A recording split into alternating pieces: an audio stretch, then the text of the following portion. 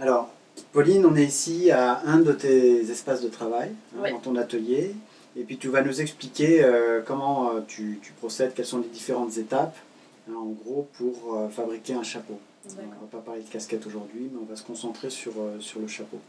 Alors, une fois que tu as défini avec ton client son projet, que vous avez clarifié, que tu as saisi plus particulièrement ce qu'il veut et que vous êtes tombé d'accord, comment ça se passe? Quelles sont les différentes étapes? Alors surtout avant de le laisser repartir, évidemment, je fais la prise de mesure. Ouais. Donc là, tout simplement, hop, avec un mètre ruban, je vais prendre le tour de tête. D'accord. Voilà, classique. Mais en plus de ça, avec cet appareil-là, Ouais. le fameux appareil de torture, et donc qu'on appelle un conformateur. Un conformateur. Je vais relever la forme du crâne Ouais. du client. Parce que deux personnes qui peuvent faire 58 cm de tour de tête, pour autant, selon plus les types de cheveux, etc., ne vont pas avoir la même On forme. peut avoir une bosse ici, une bosse là. Voilà. Et en fait, peu importe, voilà. Et peu importe les moules en bois qu'on choisit, si on les regarde bien, en fait, ils ont tous un ovale qui est normalisé. Voilà, on le voit par en dessous. Et finalement, je rencontre rarement des personnes qui ont cette tête-là. Oui. Donc alors en soi, c'est pas forcément très grave. Donc ça, c'est la différence du prêt-à-porter avec le prêt-à-chausser avec le bottier, etc. Voilà. Et donc en fait, l'incidence que ça a, c'est que si vous avez une tête qui est plus longue que cette norme, en fait, la calotte, elle va suivre. Mais en fait, on va voir que c'est le bord qui va gondoler. Voilà. Par exemple, s'il est plus large, voilà, en fait, si le chapeau est tiré, voilà, le bord ne se placera jamais bien. Ou alors, quand on a un chapeau melon, les chapeaux melons qui sont censés être très rigides, ça baille. Ça peut bailler ou alors créer des points de tension qui vont coller un mal de tête pas possible au client. Ce qui n'est pas très agréable. Ton conformateur, montre-nous comment ça marche. Je vais faire le... Alors, donc il faut le poser. Donc en fait, tout le cerclage en fait, est monté sur ressort. Ça, c'est un appareil qui date de... Alors ça, celui-ci date des années 50. Des années 50. Aujourd'hui, est-ce qu'on en trouve? C'est très très difficile, on en trouve comme ça des vieux exemplaires. Des vieux, mais des neufs, enfin de quelque chose d'une production industrielle aujourd'hui, ça n'existe pas. Non, alors après il peut y avoir des dérivés, des gens qui vont servir en fait de cerclage en carton pour essayer de relever la forme. Voilà, il y a des petites astuces quand même pour... D'accord. Voilà. Donc ça, tu places ça sur la... Je le pose sur la tête du client. Sur la tête de ton client. Voilà. Et il y a toute une série de petites... voilà, toutes ces baguettes de bois vont s'ajuster. Voilà. Et en fait, en plus petit au-dessus, on a des petits pics qui correspondent. Donc toi, tu relèves. Voilà, chaque baguette correspond à un pic au-dessus qui va dessiner en fait en plus petit l'empreinte du client. D'accord. Donc je vais relever avec un petit papier. Donc les petits pics vont dessiner la forme. Hop, donc là c'est fini pour cet appareil-là. Et ensuite, la suite de l'appareil, c'est ça. Donc en fait, au-dessus, je vais récupérer une petite empreinte qui ressemble à ceci. Je vais la placer au milieu. Et en fait, par homothétie, je vais recaler toutes les petites baguettes en bois. Je vais resserrer. Et donc là, ensuite, ça se détache. Donc ça, je n'en ai plus besoin. Donc là, je vais retrouver le tour de tête du client en centimètres. Mais je veux aussi avoir sa forme. Sa forme très particulière. Voilà. Donc ici, on a des petites vis qui permettent de fixer cette forme une fois pour toutes. Voilà, et donc au lieu de travailler avec un formillon comme ça qui a cet ovale normalisé, donc ça c'est la tête parfaite que personne n'a. Voilà. Et ça, voilà, c'est la tête de chacun. Et c'est ceci que je vais mettre à l'intérieur du chapeau et que je vais travailler tout le moulage en fonction de ce cerclage-là. Comme si en fait je moulais directement le chapeau sur la tête du client. D'accord. Donc, on a fait la prise de mesure et ton client rentre chez lui. Voilà. Et toi, tu commences le travail. Voilà. Donc au démarrage, on a ce qu'on appelle une capeline. Donc ça, la capeline, c'est ce que t'envoie ton fournisseur de feutre de castor. Voilà. Il travaille que pour la chapellerie et il t'envoie ce chapeau brut, on peut dire. Enfin, voilà. Il a déjà une première forme. Comment est-ce qu'il fait pour obtenir ça? Il faut mouiller, chauffer. Alors en fait, le feutre, c'est une agglomération de poils. Ouais. Quand on regarde un poil au microscope, on a des écailles. Et en fait, en foulant ces matières sur elles-mêmes, elles vont former en fait cette matière très, très condensée, très rigide. Ouais. On va avoir un tissu qui va être un quadrillage, qui va être tissé, ce qu'on appelle chaîne et trame. Là, ça va être quelque chose de d'enchevêtrer, mais vraiment. Ouais. Et c'est fait avec de l'eau et du savon, donc autour de formes coniques. Et donc le poil va s'agglomérer et doucement, alors soit on retrouve la forme en capeline comme ça, ou alors on a en forme de cône, selon les besoins, selon les demandes. Moi, comme je travaille comme une seule pièce, je demande à mon fournisseur de me livrer en capeline. D'accord. Et les autres peuvent recevoir un cône et y mettre les bords après. Ouais. D'accord. Donc, voilà. Là, on a le matériau brut. Et puis, on a aussi, par ailleurs, la mesure exacte du tour de tête. Et puis, on va pouvoir commencer à travailler. Voilà. Donc là, par exemple, on a une première étape qui est présentée ici.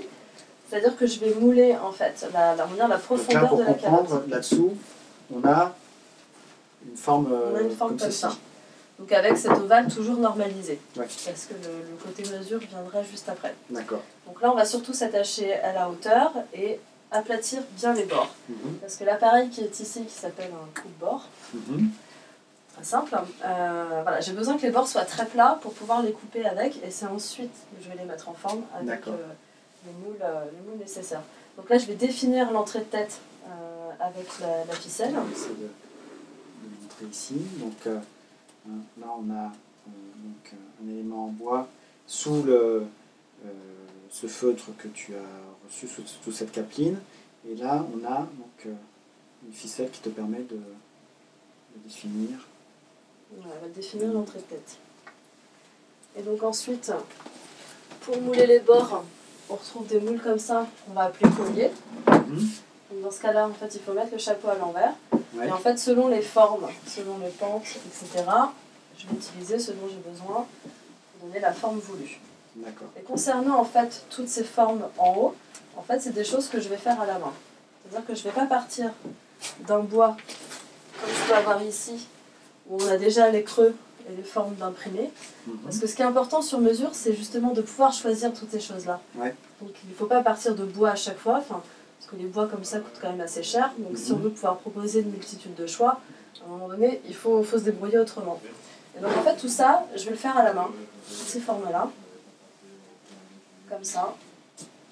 Voilà, jusqu'à temps que j'obtienne ce qu'on a décidé ensemble. Pour résumer, donc on a ce matériau brut qui arrive. Donc il faut ensuite définir quelle va être la hauteur de la calotte. J'avais oublié mon vocabulaire. Donc, et ça se fait à partir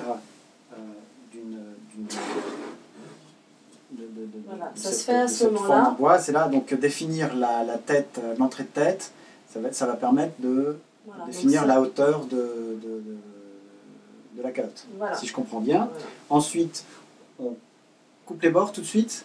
En fait, dès que les bords sont plats, on va découper au coupe-bord sur l'ovale du chapeau. Et ensuite, là, il y a toutes les opérations vraiment de moulage, avec toutes les formes caractéristiques. Par exemple, si on a un embourg, on va relever un petit peu les bords. D'accord, donc tu travailles le bord, tu travailles la calotte. Et puis, la dernière opération, c'est ici, c'est à l'intérieur? Bien, comment ça se... Alors, ça dépend, je peux changer un peu de... Il n'y a pas d'ordre préétabli. Ça dépend si j'ai des tests, si je sais où je vais, ou si toutes les décisions ne sont pas encore prises. Voilà, donc ensuite, très rapidement, on va coudre l'entrée de tête. Ouais, donc là, ici, on a une ceinture en cuir. Ceinture en cuir. Cousue à la main. Cousue à la main, s'il vous plaît. Voilà, mais comme ça peut aussi être un gros grain, donc 100% coton. Donc les gros grains, ce sont tous les rubans comme ça qui sont utilisés en chapellerie. D'accord. On a plein de largeurs, plein de couleurs différentes. Une fois que l'intérieur est mis, on va choisir la garniture extérieure. Donc on retrouve souvent du gros grain, mais après on peut mettre ce qu'on veut. D'accord. Et en dernier, on vient installer la doublure, dit coiffe en chapellerie. D'accord. Voilà. Et tes surpiqûres, Alors les surpiqûres, donc si je décide de faire un feutre entièrement surpiqué comme on a vu tout à l'heure, en fait je vais mouler une première fois le chapeau. Ensuite, je vais le passer sous la machine et je vais faire toutes mes surpiqûres. Mais évidemment, la machine va aplatir le chapeau. Donc ensuite, il va falloir le remouler, mais il va falloir le remouler exactement aux marques de la première fois, pour pas décaler toutes les surpiqûres pour que le dessin reste harmonieux. D'accord. Et donc, ton client revient et voit son chapeau, et puis Soit il repart avec, voilà. Soit il y a quelques ajustements à faire. Voilà, parce que quand c'est la première fois que je travaille pour quelqu'un, voilà, moi je prends un tour de tête, j'essaie de voir comment il s'approprie le chapeau, comment il le met, etc. Mais il va arriver que voilà, si c'est un premier chapeau, on va se dire qu'à l'essayage, on va le mettre comme ça. Puis finalement, à l'usage, le client va peut-être un peu le décaler, le porter un peu de côté, etc. Donc il arrive qu'il y ait des ajustements de tour de tête.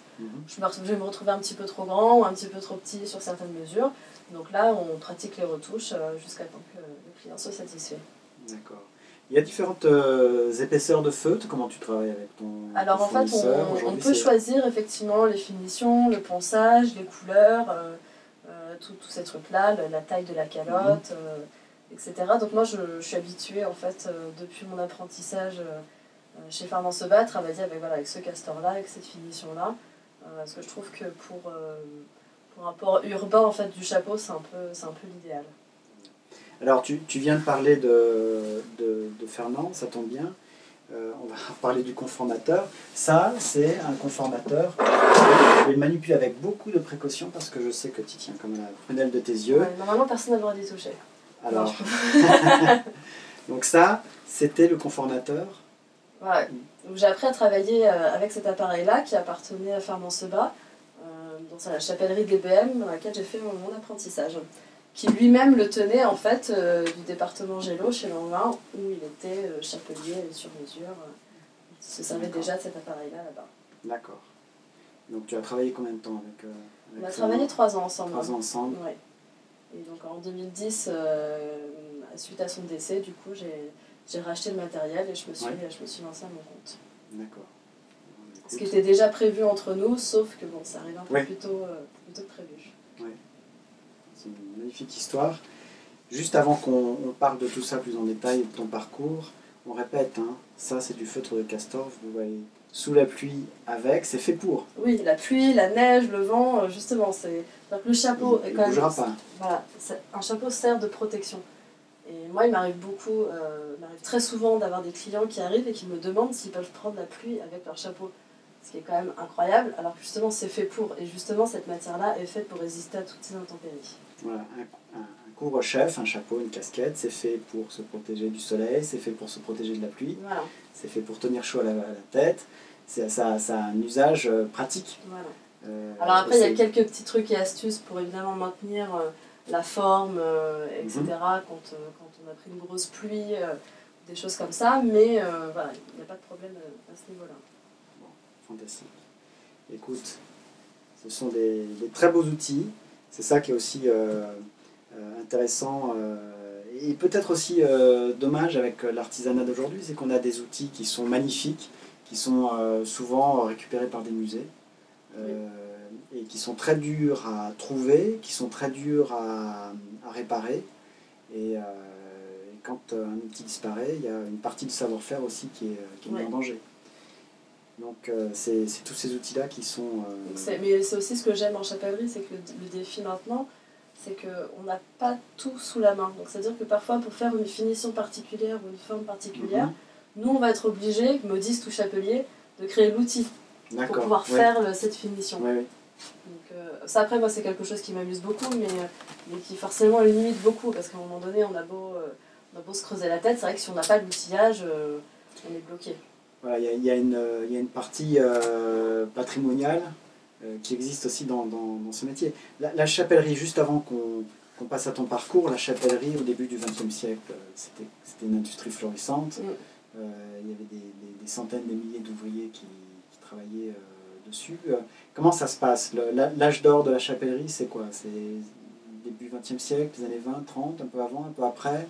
Je dirais un peu avant parce que de toute façon les gens ont globalement arrêté de porter le chapeau quand on a eu les voyages en voiture, toutes ces choses-là qui fait que finalement on était moins dehors tête nue, donc du coup on avait moins besoin de se protéger. Et puis après c'était surtout que c'était très attaché, comme je le disais tout à l'heure, c'est que le chapeau pour les notables, les casquettes d'ouvriers, etc. Et qu'à un moment donné, ça devenait plus tellement pratique de sortir la tête couverte. Et que surtout, après, ça a été aussi un ras-le-bol d'une génération qui voulait complètement s'affranchir de tout ça. Et c'est aussi ça qui a contribué à ce que les gens portent de moins en moins de chapeaux. Et c'est ce qui fait aussi ce ras-le-bol, mine de rien, ce qui fait que beaucoup de jeunes reviennent aujourd'hui en disant je veux porter un chapeau parce que j'en ai ras-le-bol de devoir sortir la tête nue. Et moi j'ai envie de faire Oui, voilà, parce qu'après tout, quand on s'habitue l'hiver à avoir quelque chose sur la tête, quand il fait très froid dehors, c'est quand même mieux. Oui. Portons des chapeaux. Et oui. On va maintenant parler un peu de toi.